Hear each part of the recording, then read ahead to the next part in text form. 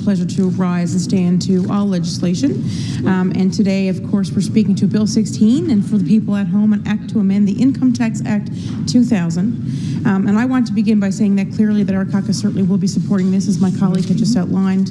And there are important measures in this bill that will provide relief to individuals, support small businesses, and recognize contributions of volunteer emergency responders throughout the entire province. But certainly as critic for fire and emergency services, my remarks today will focus on the primarily on the provisions related to the volunteer firefighters and search and rescue volunteers. Because while this legislation is on its surface a tax bill for many communities across the province, this is also a public safety bill, especially for rural Newfoundland and Labrador. There are communities in the province where the fire hall, as we know, is not simply a building, and oftentimes it's the heart of the community, hosting many events, for emergencies, but also in celebration. It is certainly the backbone of community safety, and volunteer firefighters are often the first people on the scene, as we know, in emergencies, no matter what that emergency is. So again, a heartfelt thank you for everything that they do. They respond to structural fires, motor vehicle accidents, as we know, medical emergencies, storm events, wildfire situations, hazardous conditions, and increasingly they are responding to more complex emergencies with fewer resources and greater pressures. The same can be said for our volunteer search and rescue personnel. These are individuals who leave their homes in the middle of the night in difficult weather and in dangerous terrain to search for missing persons and to assist people in crisis. And they do not do this because they are required to. They do it because of, obviously, their passion and their dedication. They care deeply about the communities and, of course, the people in those communities and throughout our neighborhoods. So I do believe it is appropriate that this House recognizes their contributions, certainly in a meaningful way. That is why our election platform included a commitment to double both the volunteer firefighter tax credit and the search and rescue volunteer tax credit from $3,000 to $6,000. And we're happy to see that the government has taken that, has continued on with the work that we put forward. So we're happy to see that the current government agrees, of course, with this, and they're now moving to implement this commitment through Bill 16, and they will have the support of the House. Because I think it's important that we acknowledge that recognition, of course, matters. And Speaker, it's always positive when we can all collaborate and come in here and work toward the greater good for all Newfoundlanders and Labradorians. Those volunteers give up their evenings, weekends, holidays, family time, as we all know, and often their own physical well-being in service of others. No tax credit, as my colleague has said, could fully compensate for that. And that is why we had also included a commitment to introduce legislation to establish standardized reimbursements that compensate guidelines to ensure that volunteer firefighters, search and rescue members, and service organizations involved in large-scale designated emergencies receive fair compensation for their equipment, time, and efforts. We certainly hope that that's another recommendation that the current government agrees with and decides to introduce. Because recognition from government does matter, particularly after the difficult year that we had with the wildfires here last summer. And of course, I don't need to remind people here in this House and certainly people across the province, we've seen wildfires that were happening simultaneously across our province. And we do know as well that they happen across the entire country, which puts an extra strain on resources and equipment and personnel. It's also important to recognize that support for firefighters and emergency responders did not begin with this bill, of course. There has been important work done over many years, including by our Liberal government, to strengthen protections and supports for firefighters throughout the province. In 2016, our government introduced presumptive care coverage for firefighters. And I know that the member for Lab West spoke about this, of course, a few weeks ago, about that and positive impact that change did have. And at this time, too, I do want to thank him and recognize him again for his career and for his dedication, because it's not an easy job. And again, you're willing to die. When you leave and answer that call, you're willing to put your life on the line. So thank you, sir, for your service. In 2018, we also first introduced the Search and Rescue Volunteer Tax Credit, so we're happy to see that bill being expanded through this bill. This is one tool, but it cannot be the only tool. We also need continued investments in training, equipment, mental health supports, recruitment initiatives, and ensuring departments have the operational support that they need to safely serve their communities, because we know the demands on firefighters are changing. We are seeing more severe weather events, longer wildfire seasons, more medical calls, and that includes mental health medical calls, and increasing pressure on rural emergency responses systems overall. Volunteer departments are being asked to do more and more and more and more. And Speaker, I'm sure you can agree with that. And many volunteers are balancing these responsibilities along their full-time jobs and their family obligations. Like we know, for example, the wildfires on the North Shore, of course, in the region, Conception Bay North, many of those people gave up their own work, and they took time from work, and whether that cut into their annual leave or their holidays that they would normally spend with family, and they, that dedication was there, and they made that sacrifice. Search and rescue volunteers are another group that often does extraordinary work with very little recognition. And these teams respond in extremely difficult conditions in remote areas, on water, on trails, and in winter. And oftentimes you can see them out in the community. And I want to give a special shout out to the Avalon North Wolverines Search and Rescue. They're located in Bay Roberts, of course, but those volunteers are from across that region. They come together. They're an amazing team, and you can often see them throughout all seasons in the year practicing, their drills with cold water exercises. So you can often see them. So if you do, I'd like to encourage people, to pay them a thank you, because after all, they're doing it for the highest good for everybody in our communities. And it's often at the considerable personal risk. As I said, once they answer that call, their life is on the line, and they're willing. Like I had a fire chief say to me, Pam, when we answer that call, when I go on that truck, and my colleagues, we're willing to die if that's what's needed. And so again, we can't say enough and support them enough. In many cases, they are responding during some of the worst moments in a family's life. And again, there's the whole trauma to consider, and about the family members and loved ones, for the particular victim who is impacted in the particular crisis in the event. So I think it is appropriate that government has chosen to increase both credits equally.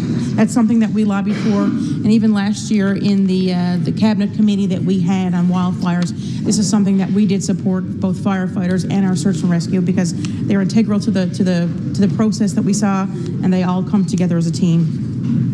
I do believe that there are also important questions, however, the government should continue examining as these measures are implemented. For example, will this increase improve recruitment and intention? So will it meaningful improve this? Will departments in rural and remote areas benefit proportionately? And are there barriers preventing some volunteers from accessing them now? So these are all important questions. Those are reasonable questions. And of course, because I think all members of the House of Assembly would agree that the ultimate goal is not simply to announce a larger tax credit. The goal is stronger emergency services and sustainable volunteer capacity into the future. And again, it goes back to volunteers literally make the world go round. Without them, we'd be much worse off than what we are. So again, a heartfelt thank you to all volunteers. And our first responders, I always say that they're the most bravest men and women in the entire world, because they answer the call when the rest of us are taking safety and seeking shelter and looking for help. It's them, who go out there, who deal with these extraordinary circumstances. I also think it's important that we maintain perspective when discussing volunteer emergency responders. These individuals are not asking for praise every day. Most of them quietly serve their communities for years without expecting any recognition. But government does have a responsibility to show that their service is valued. And legislation like this sends an important signal, especially when we're all collaborating and working together. Because I've often said, these volunteers are not political. They're not looking at the politics of any given situation. They're ready to suit up and ready to go at the call. Many members of this House on all sides have volunteer firefighters and search and rescue volunteers in their districts, and we know that the sacrifices they make. We know the calls that they respond to, and we know the critical role that they play in public safety throughout Newfoundland and Labrador. As official opposition, our role is to examine this legislation, and I believe we can certainly support this bill while also emphasizing that some of these supports do not go far enough, and there's always room for improvement, I say. The basic personal exemption charge, for example, certainly isn't a tax break for all of us.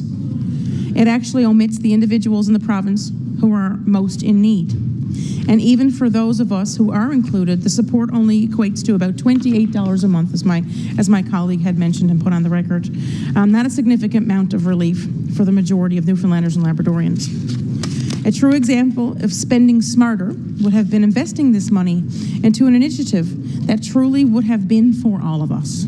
Some other Liberal platform promises, we'd be more than happy for them to borrow, would be an elimination of the provincial tax on electricity bills.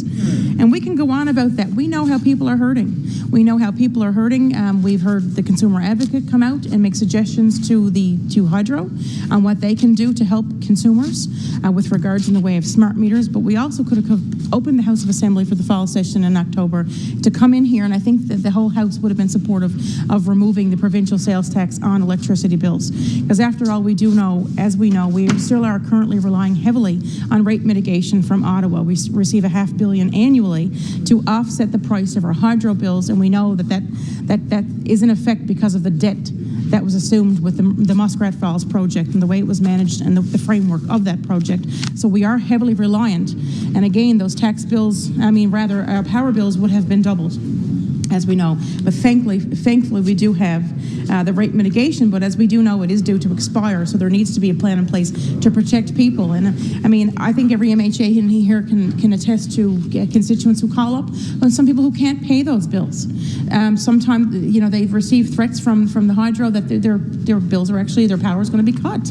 And they come to MHAs as a last resort to help them, to put a payment plan in place. And oftentimes we do have to intervene and support the residents best we can. So this certainly could have gone further. We would have loved to see that, and I think it's not too late if the government would like to take that back to the drawing board and to reconsider that. I think it's safe to say that everybody in here would certainly support that.